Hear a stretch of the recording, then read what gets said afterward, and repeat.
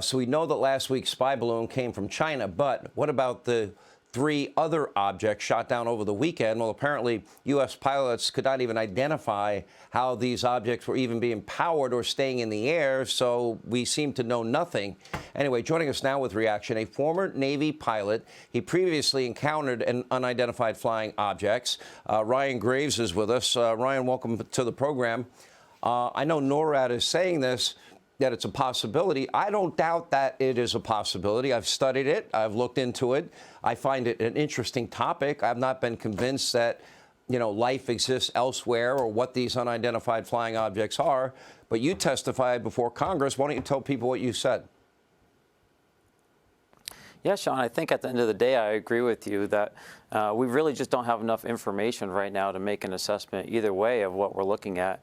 What we do know is that there are things out there that are posing a aviation safety hazard, and now we're seeing that hazard demonstrated in real time in Alaska and Montana and elsewhere across the United States. Okay, you testified. You're a former FA-18 pilot, and you said that 50 to 60 people that you flew with would tell you that they saw a UAP every single day, yet one other pilot has confirmed this publicly. But you're saying that this was something you often all talked about privately? Absolutely. We would fly our jets off the eastern seaboard in our working areas with our F-18s. And once we upgraded our radars, we started noticing objects in our working areas that we weren't expecting to see. And we were all seeing these. We were seeing them on our radars. We were seeing them on our camera systems and our FLIR systems. And eventually, we even saw them with our eyeballs. It came to the point where we almost had a midair with one of these objects as we were entering our areas, which forced us to file a hazard report or a HAZREP to report to the rest of the fleet that there was a safety issue that we were experiencing out there. And the aircrew that saw this object just described it as a dark gray or black cube inside of a clear sphere. Well, go into a little more specificity and detail, what the type of things that you saw and 50 or 60 other pilots that you spoke to say they saw.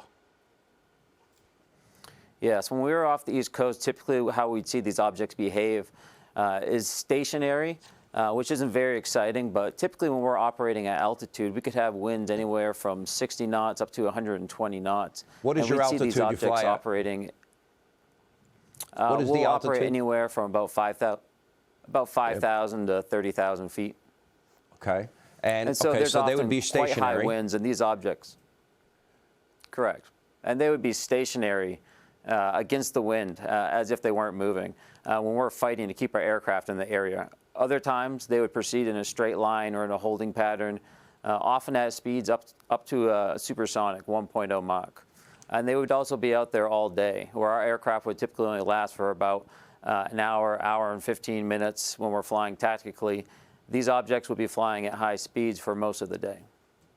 Wow, amazing experience. First of all, thank you for your service. Thank you for sharing your story. And, the fact that they don't know about the 3 that they shot down over the weekend is spectacularly frightening to me because the fact it shows a vulnerability I never thought this country would have.